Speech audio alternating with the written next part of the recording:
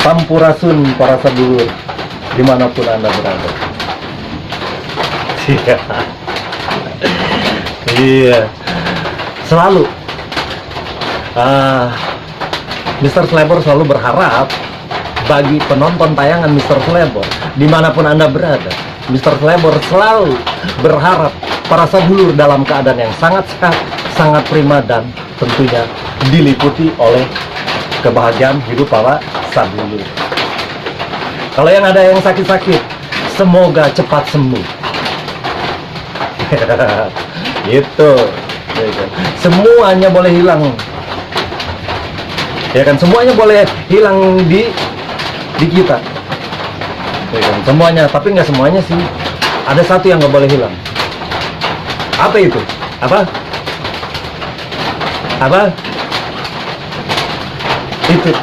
Itu dia, semangat hidup. Kenapa Mr. Slebor bilang begitu? Satu yang harus kita jaga adalah semangat hidup kita. Karena semangat hidup itu yang menjadikan kita bisa menjadi seperti apa, dan mau bikin hidup kita seperti apa. Percuma kita banyak harta, ya kan, banyak pangkat, banyak perusahaan apa segala macam, tapi kalau semangat hidupnya tidak ada, sebenarnya kita nggak benar-benar hidup, kita cuma mayat hidup. Gitu nggak perasa dulu? Iya. Jadi nomor satu, semangat hidup harus ada. Pertahankan semangat hidup para sadulur. Karena dengan semangat hidup para sadulur mampu menjadikan diri sadulur apapun yang para sadulur mau. Itu para sadulur. Iya. Aduh, cuaca lagi hujan. Ya kan, masih di Saung Mangga. Saung Mangga ini sebetulnya dari bahasa Sunda, mangga. Bukan artinya mangga itu buah. Tapi kalau orang Sunda bilang mangga itu adalah silahkan. Ya kan? Jadi mangga itu dari bahasa Sunda. Kalau diartikan di bahasa Indonesia artinya silahkan. Jadi saung ini siapapun boleh datang di sini. Ya kan? Yang mau tuker pemahaman, ya kan, tuker pengalaman, sharing tentang kehidupan, bagaimana konsep kehidupan, bagaimana menjalani kehidupan ini, boleh datang ke sini. Ya kan? Buat para sadulur di sana yang lebih paham dari Mr. Slebor, ajarkan Mr. Slebor, please, dengan kerendahan hati. Siapapun yang lebih mengerti dari Mr. Slebor, ajarkan Mr. Slebor. Karena Mr. Slebor pasti banyak kekurangan, kehilapan di sana sini. Gitu. Dan buat yang mau belajar tentang konsep kehidupan, boleh bergabung di sini, kita belajar bareng. Ayo sama Mr. Slebor. Gitu para sadulur. Iya. Supaya kita paham. Kalau kita tidak mengerti konsep kehidupan, sebetulnya kita pun tidak benar-benar hidup. Karena nanti kita tidak mengerti bagaimana kita harus menjalankan kehidupan ini. Gitu nggak para sadulur? Jalan gitu. Ini sambil ngopi nih para sadulur. Udah pada ngopi belum? Mr. Slebor seneng ngopi. Tos buat para sadulur yang di sana yang menyaksikan channel Mr. Slebor. Luar biasa buat kalian semua. Tapi selalu Mr. Slebor ingatkan, bagi para sadulur yang berpikirnya sempit, yang fanatik, yang egois, boleh tutup channel Mr. Slebor sekarang juga. Karena kenapa? Nggak akan paham. Ya, kan? Tapi buat para sadulur yang mau membuka cara berpikirnya dengan luas, ya kan, silakan stay sampai habis. Jangan sampai gagal paham. Itu para sadulur. Nah, Mr. Slebor kemarin bikin konten judulnya Mujizat dari Satria Mini. Karena hari ini banyak, ya kan, kemarin itu menggelitik di pikiran Mr. Slebor bahwa Satria Pining itu mujizatnya adalah A, B, C, dan D sampai Z. Bukan yang itu. Bukan yang itu, tapi mujizat daripada Satria Piningit adalah hukum dan ketetapan dari Sang Pencipta. Begitu mujizatnya. Jadi mujizatnya nggak aneh-aneh dah. Ya kan? Tapi mujizatnya adalah kepahaman tentang hukum dan ketetapan manusia. Gitu berasa dulu. Ya, ya. Mujizatnya adalah, sekali lagi, hukum dan ketetapan dari Sang Pencipta kita semua. Iya kan? Dan dia sangat paham dengan konsep kehidupan. Nah, buat mengenali Satria Piningit, para sadulur harus paham juga hukum dan ketetapan dari Sang Pencipta itu tadi. Kalau para sadulur tidak paham dengan hukum dan ketetapan dari Sang Pencipta, para sadulur tidak akan pernah mengenali ketika Satria Piningit itu muncul. Nggak akan tahu.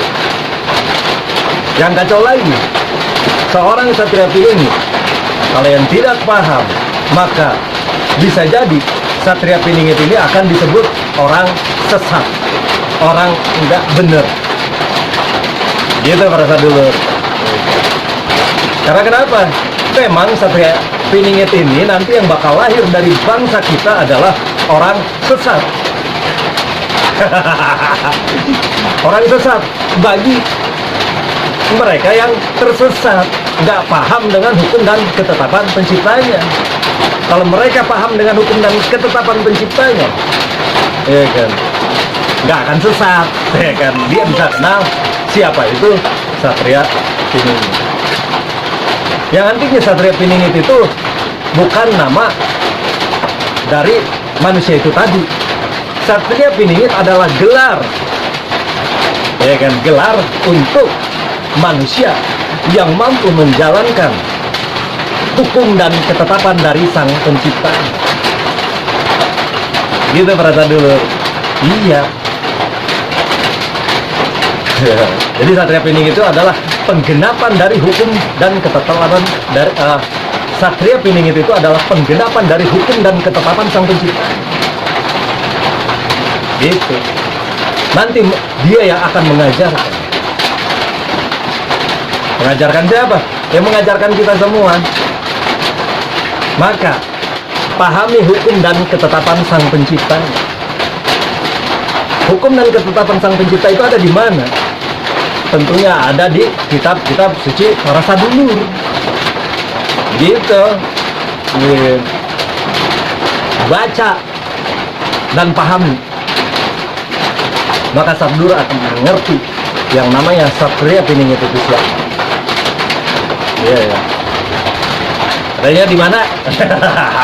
Adanya di kitab-kitab suci para sadulur. Hari ini yang Mr. Slebor sedihkan adalah banyak kitab suci yang hanya di rak-rak buku.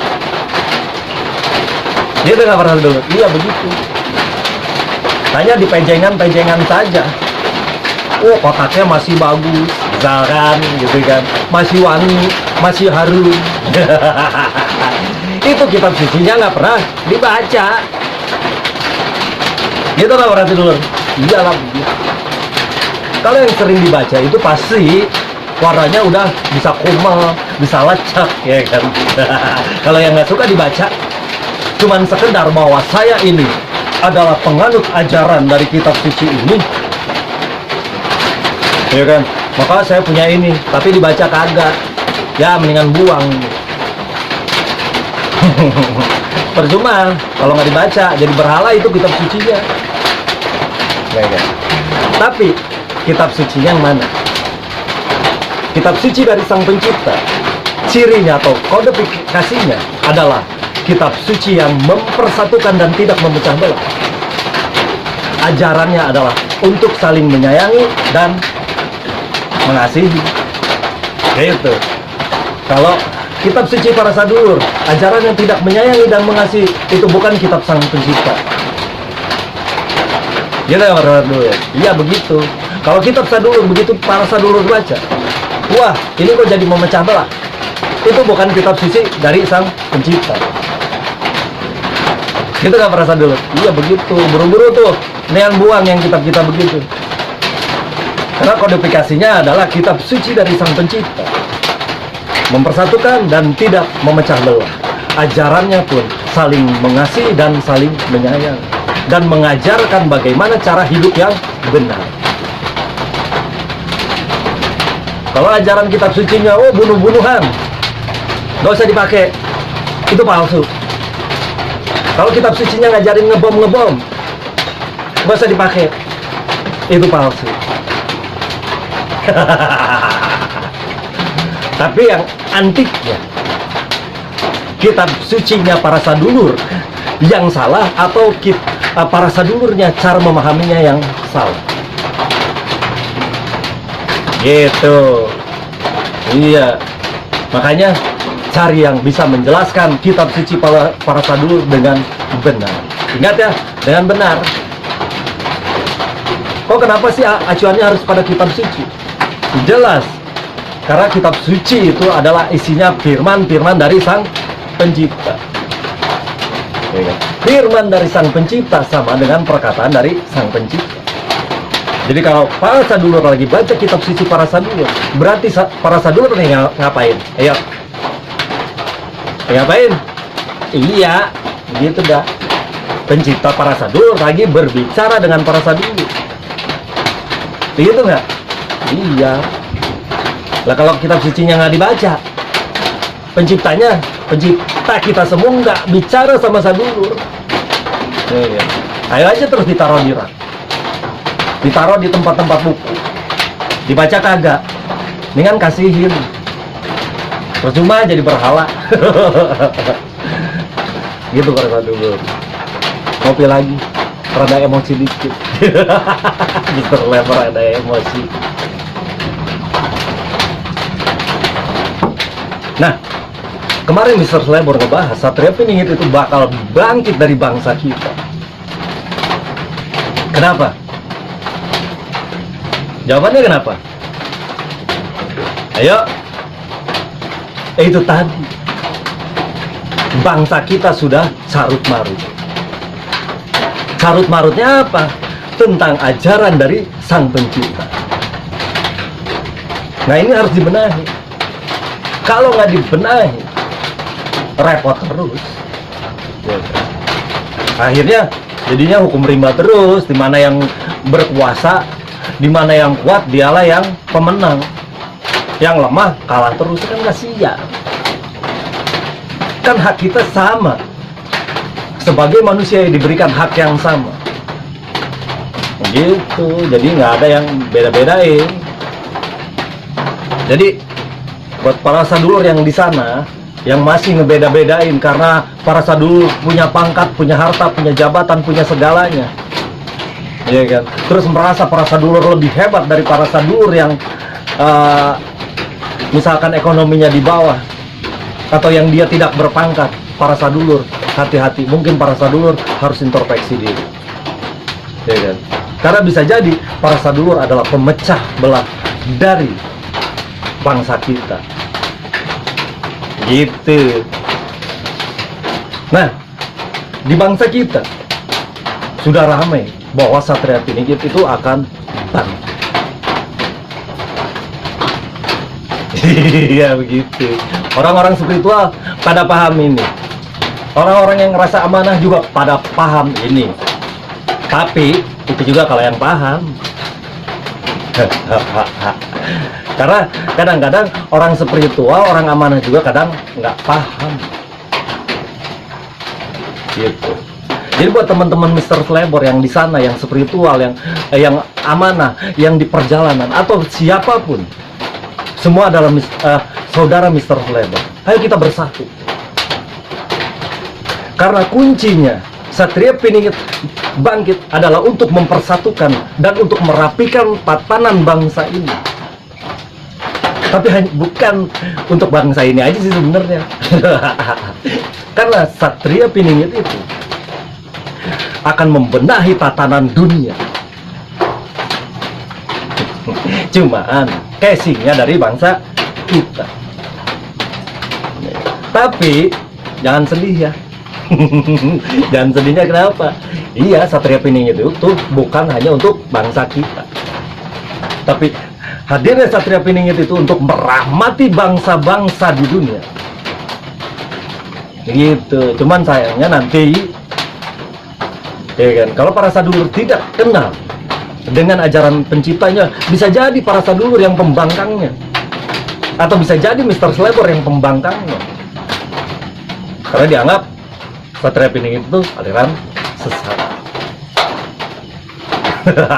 Gitu nggak? Gitu, Satria Pining ini kasihan. Dia bangkit untuk mempersatukan.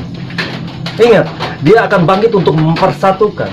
Mempersatukan yang mana? Mempersatukan bangsa kita dan mempersatukan bangsa sedunia, agar tidak ada lagi peperangan yang aneh-aneh. Karena ajaran Satria Pining nanti akan muncul mempersatukan, ya kan? Ajarannya mengasihi dan menyayangi. Gitu merasa dulu. Maka ketika ajarannya mengasihi dan menyayangi juga mempersatukan, maka untuk merahmati bangsa-bangsa di dunia, bukan hanya untuk bangsa kita sendiri. Gitu ya merasa dulu. Gitu. Ya kan? Buat di sana tuh yang nonton channel Mr. Slebor, ya kan? Yang senyum-senyum pasti udah tahu. Yang udah tahu, tahu. Yang belum tahu, terus dengerin dah. Jangan kemana-mana, biar nggak gagal paham. Ya kan? Seorang Satria Piningit ini, ya kan, sebenarnya adalah untuk menegakkan misi risalah. Ya kan? Misi risalah dari siapa? Ya dari kitab suci itu. Atau untuk menegakkan misi, penegakan sistem hukum ketunduk patuhan dari Sang Pencipta. Ya kan? Kalau dia tidak menegakkan hukum dan ketetapan Sang Pencipta, dia bukan Satria Piningit, dia Satria Abal-abal. Dan salah satu kodifikasi dari Satria Piningit, dia tidak akan pernah menyatakan diri dia siapa. Yeah. Mungkin dia juga nggak ngerti kalau dirinya adalah Satria Piningit. Karena seorang Satria Piningit, dia hanya sebagai hamba dari Sang Pencipta. Sang Pencipta siapa? Ya pencipta kita semua. Jadi dia tidak perlu eksistitas, apa ya, ngomongnya agak susah nih. Iya kan? Dia tidak perlu narsisan yang begitu, karena dia tahu diri bahwa dia adalah hanya seorang hamba dari Sang Pencipta kita semua. Gitu kan para dulu? Iya begitu, ya kan? Jadi seorang hamba juga nggak bakal ngaku-ngaku. Ibarat artis, sang pencipta kita itu adalah artis. Maka bukan Satria Piningitnya yang dihebatin, tapi Sang Pencipta itu yang dihebatkan sebagai artis di alam jagat ini. Jadi kalau misalkan ada yang datang ke para sadulur ngaku-ngaku Satria Piningit, dia pasti palsu. Ya kan? Karena kenapa? Sebelum datang Satria Piningit yang asli, akan muncul Satria Piningit yang palsu. Kenapa demikian? Karena yang mengaku-ngaku itu mereka sebenarnya tidak paham. Gitu nggak merasa dulu? Iya. Kalau dia paham, oh dia malu. Ya kan? Nggak begini. Aku enggak, tapi dia. Siapa dianya? Sang Pencipta kita. Gitu nggak para sadulur? Iya. Jadi ingat ya para sadulur, kalau ada yang masih mengaku-ngaku, itu palsu. Maka ada sebuah ayat yang mengatakan, berlomba-lombalah dalam kebajikan. Apa itu kebajikan? Yaitu kebenaran. Gitu. Karena hukum dan ketetapan dari Sang Pencipta itu adalah kebenaran. Maka siapa yang mampu menggenapi hukum dan ketetapan dari Sang Penciptanya, dialah Satria Piningit. Maka kenalilah. Nggak penting namanya si John, si Jono, si Asep, si Joko, si Pran, si Boy, siapa, nggak penting. Ya, kan? Karena Satria Piningit itu adalah gelap. Itu nggak pernah dulu. Iya begitu. Itu repot nih masalahnya. Kalau kita nggak paham dari hukum dan ketetapan Sang Penciptanya. Jadi ayo para sadulur dimanapun Anda berada, pelajari kitab suci para sadulur. Ya, pahami dengan benar. Kira-kira belum paham, cari orang yang tahu. Coba tanya. Apa artinya? Biar bisa dipahami, agar bisa diimplementasikan dalam kehidupan sehari-hari. Itu nggak perasa dulu. Iya begitu. Karena bangsa kita ini, aduh, Mr. Slebor ini sedih sebetulnya. Karena bangsa yang segini hebatnya, bangsa yang segini kayaknya, ya kan, dikacau balau dengan hanya sebuah doktrin. Kan sangat menyedihkan. Doktrin ini ya kan modal yang paling murah meriah. Gitu nggak berasa dulu. Iya. Kalau perang, iya kan, Mr. Slebor sering sampaikan tuh, kalau perang biayanya mahal, perlu amunisi, perlu tentara, iya kan, perlu biaya makan, perlu ini, perlu peralatan segala macam, perlu rudal apa segala macam, iya kan, itu kan memakan ongkos yang besar. Jadi nggak ada yang perang itu untung. Ya kan, pasti mengeluarkan biaya yang besar. Tapi yang luar biasanya, ya kan, perang hari ini dari bangsa kita, yaitu perang doktrin. Doktrin itu murah meriah. Hanya dengan sebuah doktrin bangsa kita bisa dikuasai.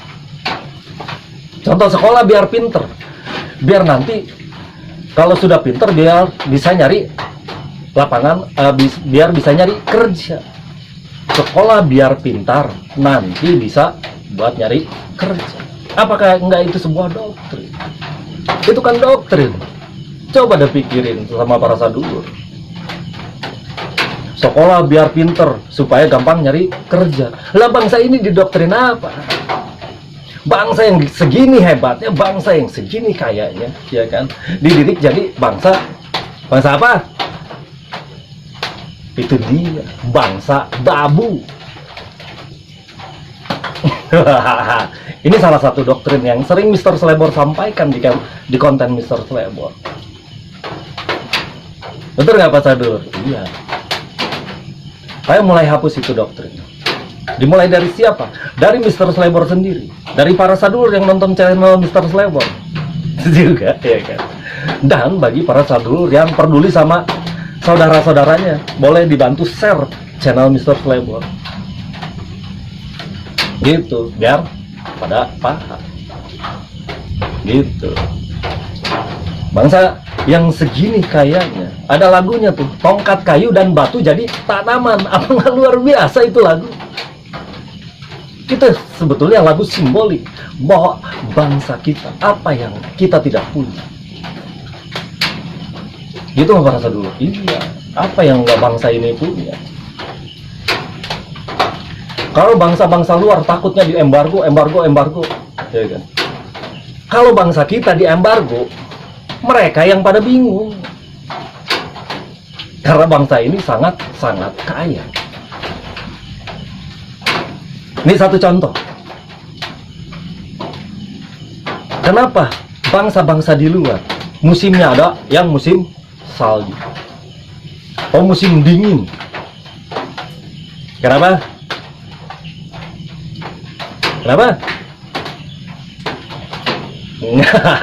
Sebetulnya mudah. Negara yang dingin Negara yang bersalju itu tandanya dataran tinggi. Betul nggak para sadulur? Iya begitu. Sama ketika para sadulur adanya di perkotaan, itu suasananya beda, cuacanya beda. Di perkotaan sama di pegunungan, pasti pegunungan itu udaranya dingin. Maka ketika bangsa-bangsa itu negaranya dingin, itu berarti dataran tinggi. Misal saya boleh kasih contoh, hukum air. Gimana hukum air? Gimana? Iya, dari tempat tinggi mengalir ke tempat yang lebih rendah. Gitu nggak para sadulur? Iya begitu. Hukum air itu mengalir dari tempat yang tinggi ke tempat yang lebih rendah. Ya kan? Lihat musim di bangsa kita seperti apa?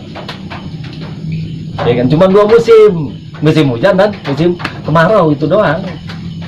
Kalau di negara-negara lain banyak musim. Ya kan? Berarti negara kita adalah dataran yang paling rendah. Kan begitu. Dataran yang rendah.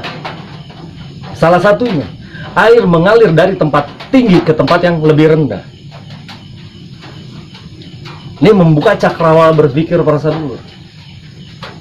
Minyak bumi itu kira-kira itu unsurnya kayak air bukan? Itu tadi, iya. Berarti mencari minyak bumi di Indonesia, di bangsa kita banyak nggak? Banyak. Itu baru satu item, ya kan? Contoh lagi, ya kan? Ini contoh lain, ya kan? Di mana bagian negara yang paling banyak mengandung logam? Di mana para sadulur? Nggak tahu?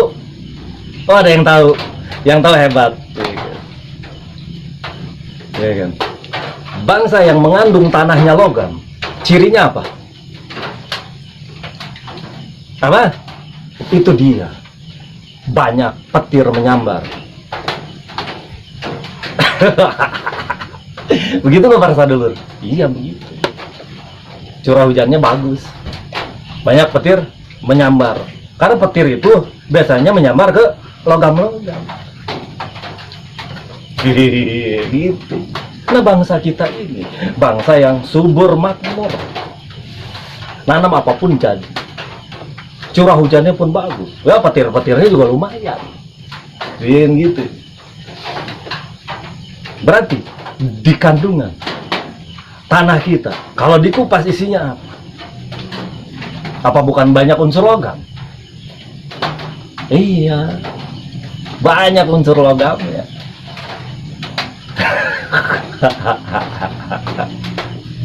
Maka kenapa bangsa Indonesia adalah sasaran perdagangan dari bangsa-bangsa di dunia? Gitu, ini bangsa kaya. Kita bangsa kaya, tapi bangsa yang tidak sadar dengan kekayaannya. Ya kan? Yang antiknya lagi ini nih, kadang-kadang nih bangsa kita maunya makan sendiri, ya kan? Maunya kepentingan sendiri, sementara yang lain bodoh amat. Ya kan? Banyak koruptor lah, banyak inilah, banyak itulah, segala macam yang ngaco-ngaco. Coba deh bersatu, ya kan? Bersatu, ya kan? Saling mengasihi, saling menyayangi. Maka nggak ada kesenjangan-kesenjangan begitu, ya kan? Jadi yang masih punya sifat korupsi, ya kan? Stop deh sampai di sini. Kasihan, ya kan? Kasihannya kenapa? Yang di belakang itu saudara kita juga, ya kan? Yang di belakang itu saudara kita juga. Ya sekarang yang bayangin, kalau Anda saudaranya kelaparan, apa yang Anda lakukan? Apa Anda nggak sedih? Ya sedih. Nah kalau Anda korupsi, Anda ngaco. Ya kan? Kalau mau korupsi, ayo korupsi semua bareng-bareng, ajak kita juga, ajak Mr. Slebor. korupsinya sebangsa kita, semua korupsi gitu. Jadi makan semua. Nanti kalau bangsa kita hancur, ya kita juga semua yang bertanggung jawab, rapiin lagi. Dan begitu. Padahal korupsi ini bukan budaya bangsa kita. Tapi kalau mau dibudayakan, ayo kita budayakan. Korupsi beramai-ramai, semua korupsi. Jangan pergelintir orang, ya kan. Kalau cuma segelintir orang, Anda biadab. Begitu. Ya kan. Aduh, ngomongnya kemana-mana. Tapi hari ini, ya kan, ayo kita buka cara berpikir kita lagi. Hidup, apa sih yang sebenarnya diperlukan dalam hidup? Hidup ini intinya cuman bagaimana caranya kita bisa makan. Begitu nggak? Dengan kita bisa makan, kita akan hidup. Ya kan? Ini urusan yang biasa nih, urusan perut. Ya kan? Ya kan? Intinya untuk mempertahankan hidup harus makan. Cobalah semua berpikir, ya kan? Dari pemerintah, dari yang diperintah, mari berpikir bagaimana kebutuhan hidup itu bisa tercukupi. Ya kan? Tanah kita tanah subur. Ya kan? Gimana caranya? Sebetulnya mudah. Coba budayakan menanam. Ya kan? Menanam apa? Menanam pohon-pohon atau tanaman-tanaman yang bisa dimakan. Gitu nggak perasa dulu? Iya begitu. Karena kebutuhan hidup, mempertahankan hidup itu perlu makan. Jadi yang ditanam adalah pohon-pohon atau tanaman yang bisa dimakan. Ya kan? Hari ini kita banyak didoktrin. Nanamnya pohon-pohon ini aja. Nanti 5 tahun ini pohonnya jadi mahal. Ya emang mau makan 5 tahun, nungguin 5 tahun. Iya kan? Satu contoh begini. Di sepanjang jalan, misalkan dari Bogor ke Jakarta, ya kan? Yang ditanam pohon apa sih? Ya kan? Pohon-pohonan kadang-kadang ini nggak pada bisa dimakan. Coba misalkan dari Bogor sampai Jakarta, di pinggir-pinggir jalan tol itu ditanemin misalkan pohon mangga semua. Gitu nggak pernah dulu? Iya begitu. Jadi kalau bangsa kita pengen makan mangga, nggak susah, nggak usah beli. Ini mangga aja sampai ekspor. Iya sampai impor, bukan ekspor, impor. Bawang impor, ini impor, itu impor. Ini bangsa kita bangsa kaya. Hei stop, kelola tanah kita, kelola alam kita. Karena alam kita ini subur makmur. Yeah. Tiap jalan protokol coba tanamannya yang berguna. Ya kan? Hari ini jalan-jalanan misalkan di tanamannya bunga-bunga. Biar apa? Biar mata kita indah melihatnya. Iya kalau kelaparan makan tuh bunga. Dan itu bunganya bunga mawar. Ya kan yang banyak durinya biar nyangkut tuh di tenggorokan. Ya kan? Tanamannya coba. Ya kan? Pohonnya pohon yang berbuah tapi dirawat. Wah kan kalau misalkan ada pohon buah di pinggir jalan misalkan, itu kan bahaya. Nanti bisa ada yang ketabrak. Iya bener. Kalau pohonnya cuma satu. Tapi kalau pohonnya banyak, siapa yang merebutan? Orang pohonnya banyak. Hari ini jalan protokol, semuanya pohon-pohon yang antik-antik. Pohonnya apa? Ya naruhnya pohon misalkan pohon beringin. Kan lumayan tuh. Kalau misalkan kita kepanasan, kita bisa neduh. Iya kalau lapar neduh aja di situ sambil kipas-kipas. Iya kalau lapar neduh aja tuh. Coba tanamannya yang berguna. Ya kan di jalan ini, satu jalan ini misalkan di pinggir-pinggir jalannya ditanemin pohon yang rambutan misalkan. Jadi begitu musim rambutan, ya kan, rakyat kita nggak usah beli. ya kan. Di jalan protokol lain misalkan, ya kan, sepanjang jalan adalah pohon mangga. Begitu musim mangga, nggak usah beli itu mangga, ya kan. Di jalan-jalan protokol lain, ya kan, tanamin tuh pohon-pohon yang berbuah, tanamin pohon-pohon yang bisa dikonsumsi. Iya, karena kenapa? Hidup ini intinya perlu makan. Ya kan? Jadi ciptakan bagaimana bangsa kita bisa makan. Gitu. Kenapa sih bangsa kita banyak TKI di luar? Karena susah makan intinya. Kalau mereka bisa makan, nggak akan kemana-mana. Karena intinya kekurangan makan. Begitu. Hari ini bangsa Indonesia pembangunan di mana-mana. Wah, hebat luar biasa. Enggak salah. Tapi sisakan untuk menanam. Ya kan? Karena lapar. Kalau semuanya dibangun ini itu dibangunnya dengan beton. Begitu lapar, makan tuh beton. Demen makan beton. Iya, jangan sampai begitu loh. Makanya kita sadar, dari yang atas, dari pemerintah, dan dari yang diperintah juga harus sadar. Ayo budayakan, menanam pohon-pohon yang bisa dimakan. Bayangkan, kalau dia tiap rumah, ya kan, nanam pohon yang bermanfaat yang bisa dimakan. Satu rumah misalkan ada yang nanam pohon mangga, sebelahnya nanam pohon rambutan, sebelahnya nanam pohon duku, sebelahnya nanam lagi pohon manggis, sebelahnya nanam apa lagi, yang nanti nanam singkong. Ya kan? Begitu pada hari hanya, ya kan, musimnya datang, nggak perlu beli. Ayo kita berbagi. Gitu, nggak akan tuh ada yang kelaparan. Tapi itu pohon yang musiman, ya kan. Tapi makan ini perlu tiap hari, ya kan. Tinggal pikirin tuh makanan yang bisa dimakan tiap hari. Kayak misalkan pohon kelapa, itu bisa nggak ada musimnya, gitu. Pohon nangka nggak ada musimnya, misalkan, ya kan. Oh, nanam pohon singkong nggak ada musimnya, nanam pohon kangkung nggak ada musimnya. Tiap hari bisa dikonsumsi. Ayo budayakan, ya kan. Dan buat pejabat juga yang sok-sok impor-imporan, udah dong stop, ya kan.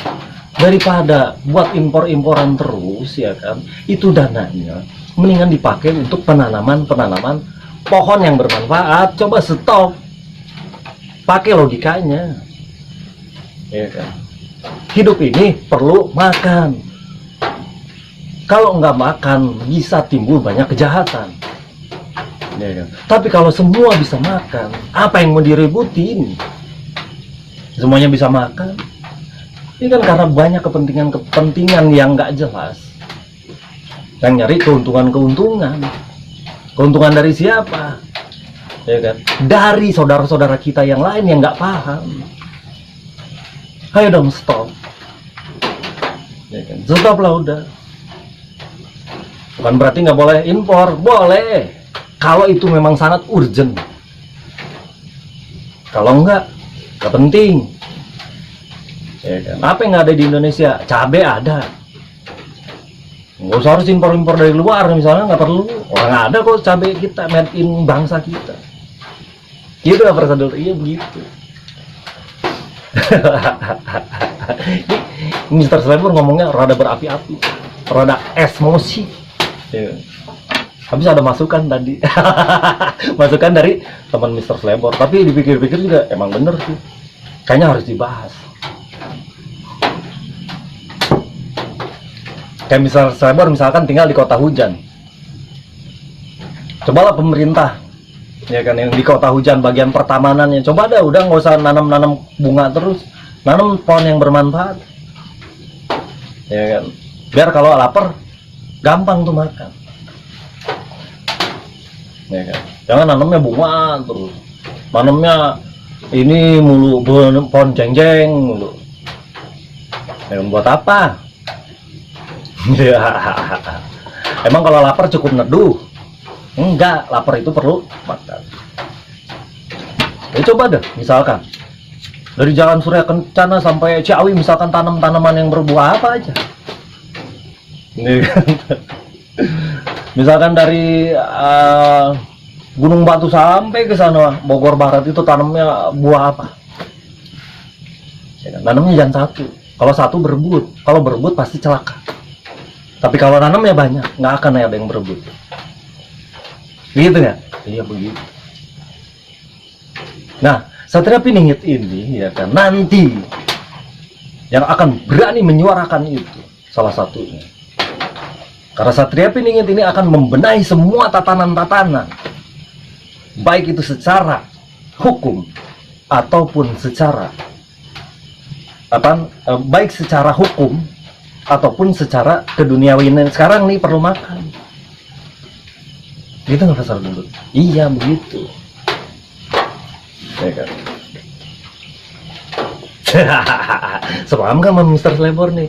Kalau sepaham, bantu deh channel Mr. Slebor, subscribe, like, komen, kepoin tuh, kepoin. Ya kan? Kepoin. Ya kan? Dan kalau bisa share deh kemana-mana, biar banyak yang paham. Oh temen saya ada pejabat, share aja, nggak apa-apa. Ya kan? Bukan berarti Mr. Slebor menantang para pejabat, bukan. Ini hanya Mr. Slebor sebagai bangsa hanya memberikan masukan seyoganya. Secara pikiran Mr. Slebor seyoganya dipakai. Kalau enggak ya terserah. Tinggal para sadulur nanti menilai. Gitu para sadulur. Kita ya begitu. Aduh, ngopi lagi deh.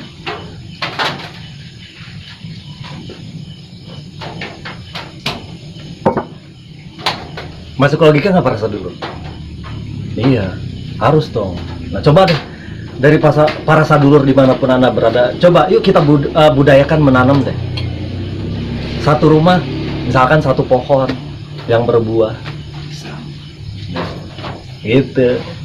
Satu kampung, coba deh menanam buah satu pohon aja. 5 tahun kemudian, 10 tahun kemudian, wow, udah menghasilkan gitu. Buat yang udah sepuh, ya tetap aja nanam. Dan merasanya berpikiran, lah gue nggak makan, gue udah tua, udah kakek nenek. Tapi pikirin tuh anak cucunya, kan begitu. Iya.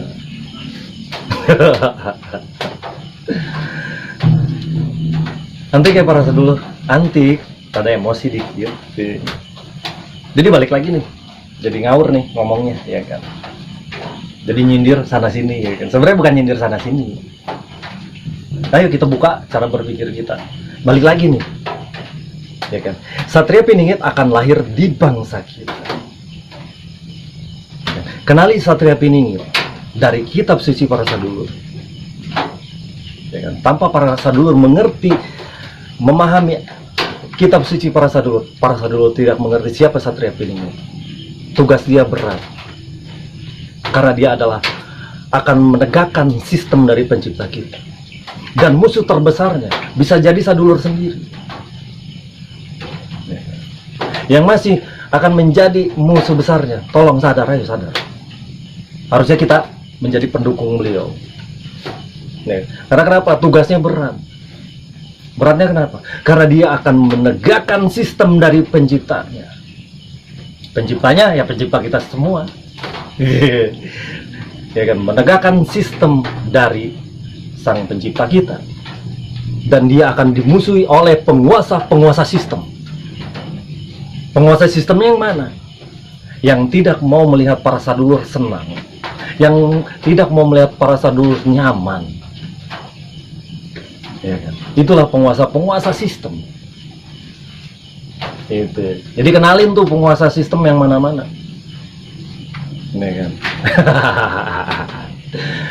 Nanti cirinya pokoknya ya, Satria Piningit akan menegakkan sistem dari hukum dan ketataran sang pencipta. Satria Piningit bangkit, bangsa kita hebat. Indonesia mercusuar dunia. Gitu nggak usah dulu. Iya begitu. teman-teman spiritual, teman-teman di amanah, teman-teman seperjalanan. Ayo, ya kan, sing-singkan lengan baju, ya kan. Mari kita bersatu. Beda agama, jangan diributi. Beda suku, jangan diributi. Ya kan? Beda partai, jangan diributi.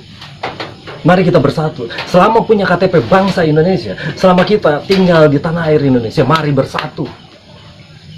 Karena sebuah perbedaan itu bukan pengkhianatan. Gitu nggak dulu? Iya, perbedaan itu bukan pengkhianatan, tapi perbedaan itu adalah salah satu fitrah. Yang berbeda biarkan saja berbeda. Yang harus sama tetaplah sama. Sesuai koridor aja. Itu merasa dulu. Iya. Jadi Mr. Slebor tidak bosan untuk menyerukan, mari kita bersatu. Mari baca kitab sucinya para sadulur dimanapun Anda berada. Ya kan? Gitu aja ya para sadulur. Iya. Kalau nggak gitu repot dah. Nih kan, ini nanti kepanjangan Mr. Slebor ngomongnya. Kalau Mr. Slebor ngomong kepanjangan, ngocehnya kemana-mana ntar keluar dari tema. Yang jelas, Satria Piningit bangkit, bangsa kita hebat. Bukan untuk bangsa kita sendiri, tapi bangsa di dunia akan hebat. Karena semua akan diajarkan, akan disadarkan dengan hukum dan ketetapan Sang Pencipta. Dan akan lebih diajarkan bagaimana cara hidup dan kehidupan ini. Gitu aja para sedulur ya. Gitu dah. Hujannya juga udah berhenti. Ya para sedulur ya. Kalau begitu Mr. Slebor pamit mundur.